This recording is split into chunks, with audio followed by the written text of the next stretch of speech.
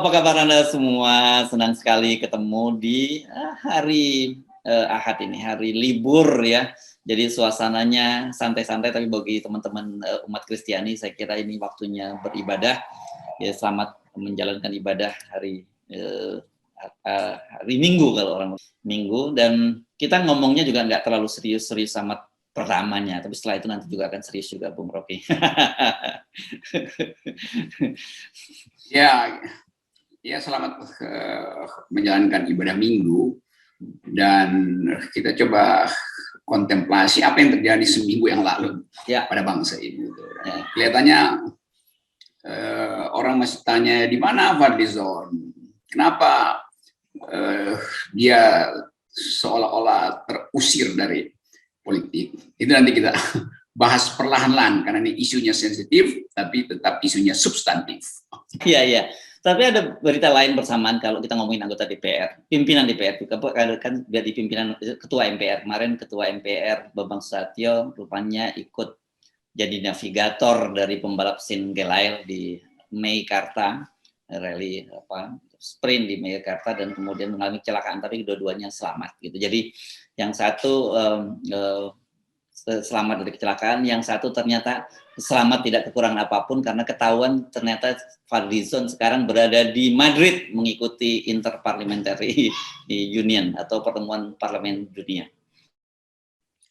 Ya ini semacam paradoks juga karena orang menganggap yang seharusnya tergelincir itu adalah Bambang Susatyo karena dia terlalu dekat dengan istana tuh. Tapi dia cuma tergelincir di sirkuit dan bagus, nggak apa-apa. Cuman orang menganggap yang lebih baik yang menghilang adalah Bambang Susatyo daripada Fadlizon. Padahal dua-duanya representasi dari rakyat. Ya, saya baca komentar seperti itu. Jadi saya sebenarnya rasanya nggak enak mau nyebut komentar-komentar semacam itu karena kok kesannya seperti apa, bagaimanapun ketika orang mengalami kecelakaan tentu kita doakan yang baik-baik saja, tapi justru ada yang komentarnya secara bercanda gitu, syukurlah kalau mobil dan tanahnya selamat begitu gitu tuh. Ini kan bagaimana menunjukkan publik itu mengalami semacam krisis kepercayaan terhadap para elit politik kita.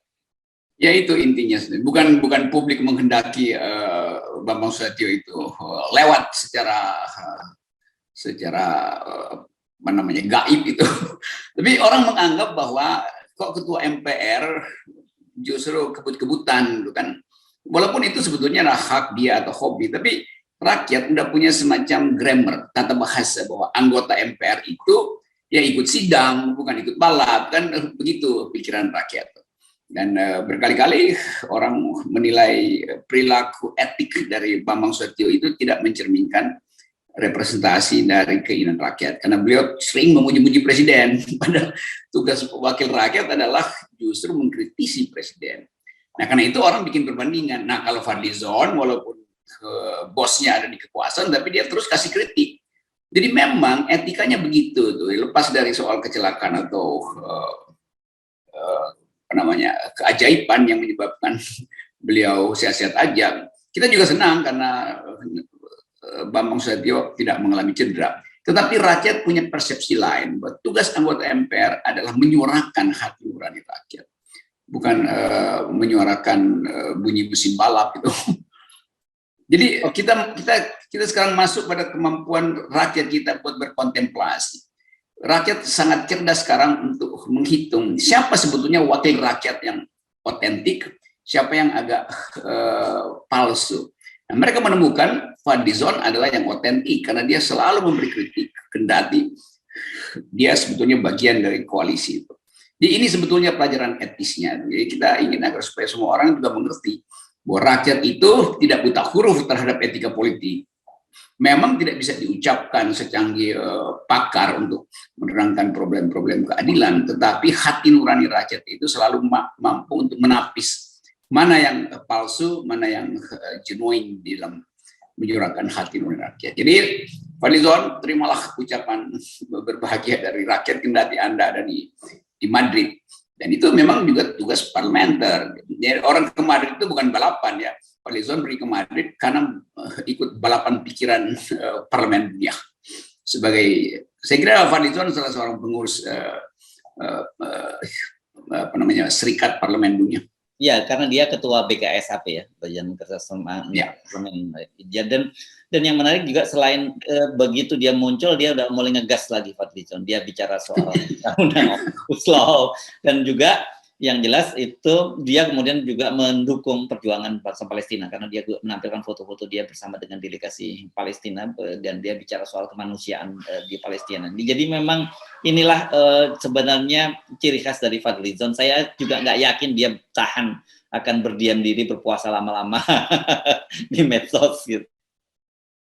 Ya, saya kenal baik Fadlizon sejak dia masih aktif mahasiswa junior saya di Universitas Indonesia. Tapi Fadlizon selalu mampu untuk membedakan antara posisi dia yang dulu dekat dengan Prabowo dan kita anggap bahwa Fadlizon terlibat di dalam, dulu kita sebut aksi-aksi politik Prabowo. Tapi dia tahu bahwa dia disorot dan dia pulihkan itu, dia kembalikan sorotan itu pada fungsi dia sekarang sebagai anggota DPR yang harus mewakili pikiran masyarakat dunia. Kan ini himpunan parlemen dunia itu memantau semua problem politik, pelanggaran HAM, segala macam hak bangsa-bangsa untuk mempertahankan diri. Karena itu terus-menerus Fadlizon membela Palestina itu. Saya juga membela Palestina karena hak Palestina untuk memperoleh kemerdekaannya sendiri itu, lepas dari tidak boleh diintervensi atau bahkan dianeksasi oleh Israel dan bangsa-bangsa lain. Karena ini bukan soal agama di situ, bukan soal perebutan pengaruh Timur Barat, itu adalah hak otentik dari masyarakat di situ. Palestina itu separohnya Kristen, separohnya Muslim, demikian juga Yerusalem yang diperebutkan itu separuh Kristen. Tapi itu bukan soalnya, karena percampuran warga negara itu ada di Palestina. Masalahnya Palestina sebagai bangsa yang isinya beragam agama itu hendak dicaplok oleh Israel. Nah itu buruknya. Karena Indonesia ada dalam tema yang sama, tidak ingin negeri ini dicaplok oleh bangsa lain dengan alasan apapun. Jadi Fadlizon menyuarakan pikiran dunia tentang kemanusiaan yang adil dan beradab. Nah itu juga yang diinginkan rakyat, supaya Bambang Susatyo sebagai ketua MPR bahkan harus melebihi Fadlizon. Karena dia ada speaker dari bangsa ini, itu yang nggak terlihat. Bambang Susatyo nggak mampu untuk menarasikan sesuatu melampaui wilayah kepartaian dia tuh. Jadi kan mestinya anggota DPR itu adalah mewakili suara saman, bukan suara partai, bukan suara partai udah ada representasinya di kabinet kan. Jadi buat apa lagi orang menganggap kita akan bela Pak Jokowi? Ya nggak perlu dibela pun, Erlangga itu adalah Golkar ada di situ, karena dengan sendirinya kebijakan akan dipengaruhi oleh Golkar. Tinggal membagi bahwa anggota DPR Fadlizon dengan benar memperlihatkan pengetahuan dia tentang etika politik, bahwa dia adalah wakil rakyat, bukan wakil pemerintah di DPR. Wakil pemerintah itu adanya di kabinet, yaitu Ketua Umum Pak Prabowo. Demikian juga Bambang Susatyo, wakil Golkar itu udah ada di kabinet, bahkan ketuanya tuh. Karena itu Bambang Susatyo harus balancing itu dengan memperlihatkan bahwa dia paham dia dipilih oleh rakyat, bukan dipilih oleh kabinet untuk duduk di MPR. Kan itu. Ya. Jadi simpel sebetulnya tuh.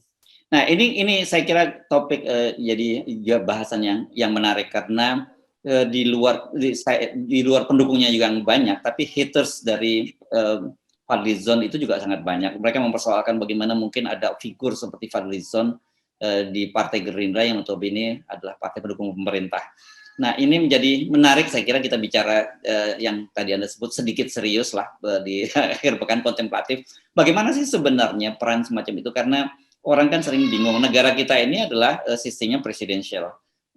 Tapi dalam prakteknya kemudian kita juga bingung apakah presidensial atau parlementer, karena peran-peran partai begitu dominan kan di sini. Dan kemudian juga wakil rakyat itu kan kita tahunya adalah sistem check and balance. Harusnya DPR itu menjadi kontrol dari pemerintah. Tapi realitasnya kan sekarang DPR itu menjadi stempel dari pemerintah. Jadi ketika ada orang seperti Fadlizon, katakanlah, itu menjadi makhluk yang langka gitu. Sebetulnya nggak relevan lagi menilai ini sistem presidensial atau sistem parlementer. Yang jelas ini sistem otoritarian. Karena semuanya jadi stempel pemerintah, DPR jadi stempel pemerintah, Mahkamah Konstitusi juga jadi stempel pemerintah. Karena itu, analis internasional tidak lagi melihat Indonesia di track demokrasi. Kalau dia ada demokrasi, baru kita bisa pilih demokrasi parlementer atau demokrasi presidensial. Ini bukan lagi dua-duanya, ini udah kripto otoritarian atau pseudo otoritarian. Nah, karena itu orang semacam Fadlizon ingin mengembalikan fungsi kritik agar supaya kita nggak jadi otoritarian kan. Jadi Gerindra dari awal dipilih rakyat untuk beroposisi, karena itu ide itu tetap dibawa oleh Fadlizon. Kan semua orang dulu memilih Gerindra dalam upaya untuk menghalangi ekspansi kekuasaan. Itu Golkar, PDIP, Nasdem yang ada di situ semua kan. Jadi pikiran publik backmine tetap menganggap Gerindra itu adalah oposisi. Bahwa Prabowo masuk itu exception. Karena itu orang anggap aneh Prabowo yang masuk. Jadi yang aneh kenapa Pak Prabowo masuk kabinet? Bukan kenapa Fadlizon mengkritik pemerintah. Bagi rakyat memang betul, karena mereka beri suara pada Gerindra agar supaya mengkritik pemerintah. Nah, Fadlizon paham itu tuh. Jadi yang aneh adalah Prabowo masuk kabinet, bukan Fadlizon yang mengkritik kabinet. Fadlizon kritik kabinet biasa aja bagi rakyat. Nah, bagi Pak Prabowo itu perhitungan politik lain lagi, ada strategi segala macam. Kita hormati juga cara Pak Prabowo menghitung politik. Tapi cara rakyat mengapresiasi tindakan politik dan tindakan etis Fadlizon harus kita katakan bahwa itu benar, itu tindakan rakyat benar, dan tindakan Fadlizon juga benar pasti. Nah, ini kan menjadi menarik karena sekarang ini betapa kuatnya peran ketua umum sebuah partai politik. Jadi ketika ada figur-figur yang seperti Fadlizon ini, tentu saja ancamannya nggak serius ya, ini pergantian antar waktu. Kita ingat pernah terjadi hal semacam ini pada sohibnya dari Fadlizon, Fahri Hamzah, ketika dia masih di PKS, dan kemudian akhirnya bergulir sampai ke masalah hukum kan, ke pengadilan, dan sampai akhirnya tapi Fahri berhasil bertahan dan tidak bisa diawet. Iya, pada waktu itu saya bela Fahri Hamzah, walaupun saya berteman dengan banyak PKS, tapi karena prinsip saya adalah seseorang itu dipilih oleh konstituen melalui pintu partai. Jadi partai itu tidak berhak untuk mem-PAW. Kalau dia mau PAW, dia bikin pemilihan ulang. Apakah rakyat tidak menghendaki lagi Fahri Hamzah? Atau dalam hal ini misalnya kalau ada potensi Fadlizon, mesti dipilih ulang gitu kan. Bukan partai bikin PAW. Partai itu perantara doang tuh. Tetap kedaulatan itu di tangan rakyat. Partai tidak berdaulat untuk menarik seseorang yang sudah dipilih oleh rakyat, yang pemegang kedaulatannya. Jadi logika itu yang mesti dipastikan. Karena itu saya anti PAW itu. Nggak boleh ada PAW. Sekali orang dipilih, ya udah tunggu aja. Kalau rakyat bilang dia buruk, ya baru rakyat bilang oke, kita tarik. Bukan partainya tuh. Jadi sekali lagi ini soal etika yang harus kita pahami. Kalau kita mau berdemokrasi, pikiran-pikiran fundamental dan bahkan elementer semacam itu harus dipahami oleh partai. Masa yang paham FNN, masa FNN yang ngajarin partai. Ya, jadi sebenarnya kita mendorong ya partai-partai itu untuk membuat aturan yang semacam itu, bahwa ketika seorang anggota DPR terpilih itu mandatnya dari rakyat, bukan dari partai. Tapi kemudian pertanyaan partai-partai, loh buat apa dong kami ini sebagai sebuah partai politik kalau tidak punya otoritas semacam itu? Dia nggak punya otoritas. Begitu pemilu, otoritas partai pindah ke otoritas konstituen. Kan itu logikanya begitu kan. Jadi partai itu cuma panitia untuk mengumpulkan agregat kepentingan. Kalau kita belajar ilmu politik dasar itu, fungsi partai adalah mengagregasi kepentingan publik, lalu disalurkan, itu kan fungsi agregasi. Kan dia cuma kumpulin bahan aja kan. Oh, rakyat ingin begitu, nah dia kumpulin. Jadi jangan partai menganggap bahwa dia itu permanen di dalam kehidupan demokrasi. Dia yang permanen itu adalah anggota DPR yang dipilih oleh rakyat. Partai bisa bubar ketika si anggota DPR sudah terpilih itu. Kan itu masalahnya kan. Misalnya seseorang terpilih lewat partai A, terus partainya tiba-tiba punya masalah, maka partainya bubar. Tapi kalau partai bubar, anggota DPR itu nggak ikut bubar, dia dipilih rakyat buat 5 tahun, tunggu pemilihan berikutnya. Tapi ada soal teknis, ya itu soal teknis, tapi soal fundamennya partai bisa hancur, anggota DPR nggak bisa, karena representasi kedaulatan itu diwakilkan pada si anggota DPR-nya, karena itu disebut sebagai wakil rakyat, bukan wakil partai. Jadi kalau kita mau lurus-luruskan, kita sebut seseorang ada di DPR sebagai wakil rakyat, bukan wakil partai. Wakil partai istilah teknisnya, dia datang dari partai A, mewakili konstituen di wilayah terpilihnya. Kan itu yang namanya prinsip representasi.